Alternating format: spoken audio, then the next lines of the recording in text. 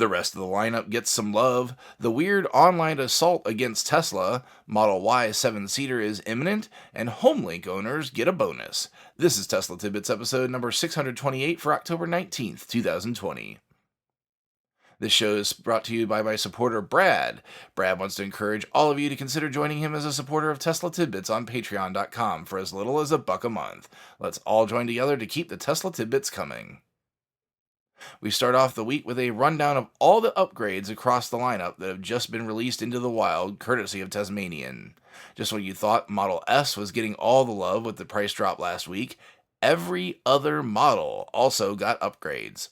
We'll start with the Model X as the elder statesman of the group, where it's reported that 2021 models of the vehicle will get a range boost to an eye-popping 371 miles.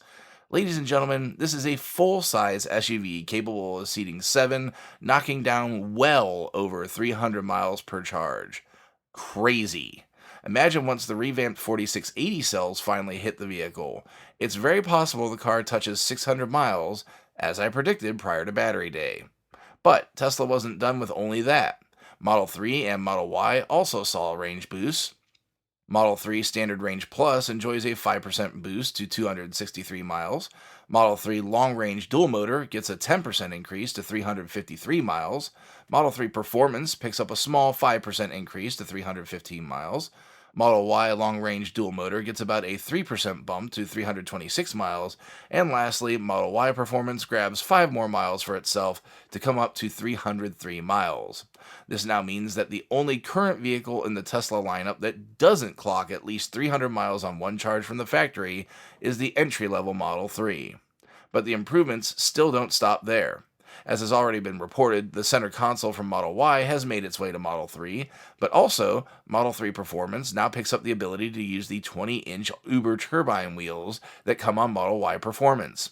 Among other things it inherits from its younger cousin, the power trunk and matte black trim have officially been applied to Model 3, now making it that much harder to easily discern a Model 3 from a Model Y on the road.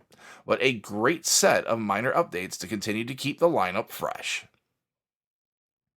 Next up is one so strange I had to include it even though it's not just about Tesla, and it comes to us courtesy of Inside EVs. As we all know, Tesla has its critics and haters, and many an accusation has been lobbed from both fans and critics alike that the other side is somehow being paid by someone for their efforts. At least for the haters, it turns out that this may be true. The website antiad.club literally pays people to attack various brands via TikTok, yet another reason to loathe the site, and get paid to do so. One of the taglines of the site is literally, "Kill brands, get paid." While Tesla is on the list, they're not the only ones being harangued. They're joined by other frequent targets, Amazon, the NFL, Facebook, and even TikTok itself. However, as of this show recording, none of the campaigns against any of the brands are active. The site boasts that it paid out $50,000 US over the course of 2 weeks to smear the brands. So while I'd always laughed off the idea that anyone from either side was being directly paid to say anything, I guess I can't dismiss that so casually any longer. Item number 3 today is a short update from Elon himself on the progress of the Model Y ramp. Ladies and gentlemen, the ramp is about to be complete, as the 7-seat version of the vehicle is about to hit production. Elon said, quote, "Starting production on 7-seater next month, initial deliveries early December," end quote. So for those of you that were waiting on the extra passenger space, now is the time to rejoice, as your order may finally be able to be produced starting next month. The final item today comes to us from Teslarati, where a somewhat sore subject has finally been alleviated for some users. For those unaware, some owners that have Homelink-equipped vehicles, while being able to use the feature in the car, were unable to do so in the Tesla app without having paid for enhanced Autopilot or full self-driving. Many folks were rightfully incensed. Having paid for the feature, it really made no sense that it would be restricted in any way. Alas, with version 2020.40 of the car software, it would appear that now everyone has access to the feature via the Tesla app. I pondered via Twitter if this is a preparation step for the company to make integration with smart garage door openers a reality, a function that Elon has previously mentioned. He called out the expense and time consumption of the hardware part and mused that smart openers were becoming more popular. When pressed on integrating them into the car, he said that the feature would be coming soon, though in typical Elon time, that was back in April. At least it's a small victory for those that needed it.